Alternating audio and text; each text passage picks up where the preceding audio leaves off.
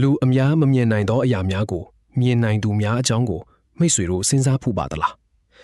ထိုစွမ်းရည်ကိုရုတ်တရက်ပိုင်ဆိုင်လာရသည့်အခါကောင်းကြီးမဟုတ်ပဲဝင်ထုတ်ဝင်ပို့ဖြစ်လာနိုင်ပါတယ်အန်ဆန်အမည်ရှိအမျိုးသမီးတဦးဟာကလေးဘဝကလေးကထိုစွမ်းရည်ကိုပိုင်ဆိုင်ခဲ့ပါတယ်သူကမတော်တဆလူတို့ရဲ့ပုဂ္ဂလိကအကြောင်းအရာတွေကိုပြောပြမိတတ်ပါတယ်ဒါကြောင့်သူ့လုပ်ဖော်ကိုင်ဖက်တွေကသူ့ကိုထူးဆန်းတယ်လို့ထင်ခဲ့ကြပါတယ်ဒီလိုနဲ့အန်ဆန်ဟာသူရောက်တဲ့အထီးချန်တယ်လို့ခန်းစားနေရပါတယ်နောက်ပိုင်းကခီမူရာဆန်အမည်ရှိအမျိုးသမီးတဦးနဲ့ဆုံတွေ့ခဲ့ပါတယ်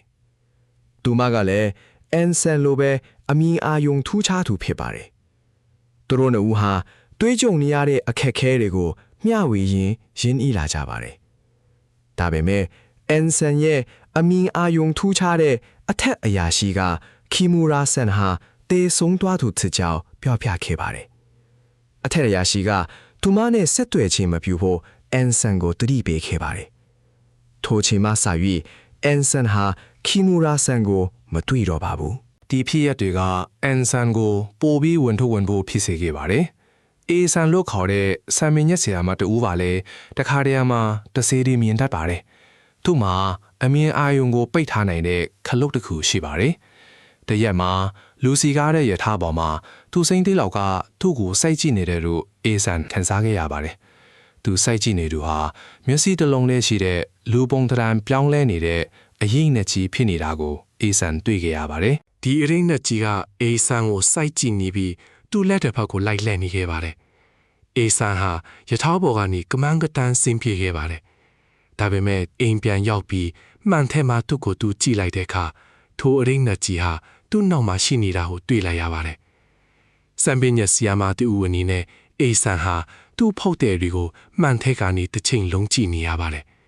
ဒီအရေးကြီးကဖောက်တဲ့တွေရဲ့နောက်ကနေသူ့ကိုအမြဲတမ်းစိုက်ကြည့်နေတော့မယ်ဆိုတာကိုသဘောပေါက်လိုက်တဲ့အခါသူအလွန်ထိတ်လန့်သွားခဲ့ပါတယ်ထိုကဲ့သို့သောထိတ်လန့်စရာအဖြစ်အပျက်များမကြုံတွေ့ရဖို့အတွက်အချို့သူများကနီလန်းအမျိုးမျိုးရှာဖွေကြပါတယ်။အီဆန်နဲ့သူ့လုပ်ဖော်ကိုင်ဖက်တူတို့ဟာတစေမြင်နိုင်စွမ်းကိုပိုင်ဆိုင်ဖို့အတွက်စိတ်ကူးတွေကခလုတ်တစ်ခုကိုဖန်တီးခဲ့ကြပါတယ်။တဦးကတော့ခလုတ်ပုံစံကိုစိတ်ကူးပြီးနောက်တဦးကတော့လျှက်စစ်ခလုတ်လိုမျိုးစိတ်ကူးခဲ့ပါတယ်။အီဆန်ကတော့ခလုတ်ကိုနှိပ်တဲ့အခါဘာမှမဖြစ်ခဲ့ပါဘူး။ဒါပေမဲ့သူ့လုပ်ဖော်ကိုင်ဖက်တူ29နှစ်ရဲ့အမျိုးသားလေးက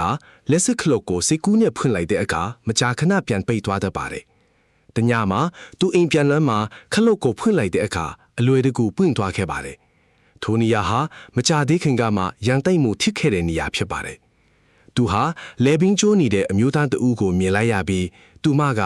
မင်းငါကိုမြင်တယ်ငါအတန်ကိုကြားတယ်မဟုတ်လားလို့ပြောခဲ့ပါတယ်ထိုအချိန်မှစရီထိုမျိုးသားလေးဟာကြောက်မက်ဖွယ်ရာအရာများစွာကိုမြင်လာရပါတယ်။သူမြင်အာယုံကိုပိတ်ဖုံစူးစမ်းပြီးမြင်ခလုတ်ကိုပိတ်လို့မရတော့ပါဘူး။သူတငယ်ချင်းအေးဆန်ကသူ့ကိုထိတ်လန့်နေတဲ့အခြေအနေနဲ့တွေ့ခဲ့ရပါတယ်။နောက်တနေ့မနက်မှာသူတငယ်ချင်းဟာခုကျိုးဆွဲချတည်ဆုံသွားခဲ့ပါတယ်။အေးဆန်ကသူဖန်တီးခဲ့တဲ့စိတ်ကူးတဲ့ကခလုတ်အတွက်သူ့ကိုသူတာဝန်ရှိတယ်လို့ခံစားခဲ့ရပါတယ်။အမြင်အာယုံထူးခြားတဲ့သူတွေဟာတခါတည်းမှာထူးဆန်းတဲ့အဖြစ်အပျက်တွေကိုကြုံတွေ့ရတတ်တယ်။တရက်မှာ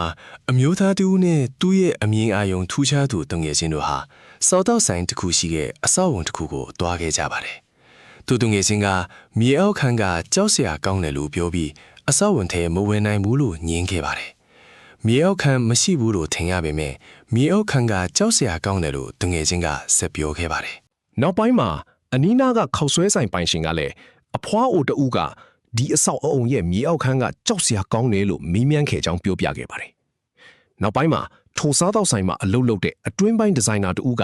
လျှို့ဝှက်စွာပိတ်ထားတဲ့မြေအောက်ခန်းကိုတွေ့ရှိခဲ့ပါတယ်။မြေအောက်ခန်းထဲမှာစူးထရာတွေရေးထားပြီးတစ်သားကလထိုင်တစ်လုံးနဲ့အဝတ်လဲခန်းလေးတစ်ခန်းရှိပါတယ်။ကလထိုင်မှာပုံပိတ်ရာတွေရှိနေတာကတစုံတစ်ယောက်ကိုချီနှောင်ထားခဲ့တယ်လို့ယူဆနိုင်ပါတယ်။အလုပ်သမားတွေအားလုံးဟာကလားထိုင်မှာချီနှောင်ထားခံထားပြီးအသက်ကြီးလာတဲ့မိန်းကလေးတူရဲ့ယူပယုံကိုအတူတူမြင်ခဲ့ကြပါတယ်။သူတို့ဟာမြေအောက်ခန်းကိုပြန်ပိတ်ခဲ့ကြပါတယ်။မှတ်တမ်းများအရမြေအောက်ခန်းဟာအမြဲတမ်းစရင်သွင်းထားပေမဲ့နှစ်30လုံးငားရန်ချင်းမရှိခဲ့ပါဘူး။ဒီဖြစ်ရပ်တွေက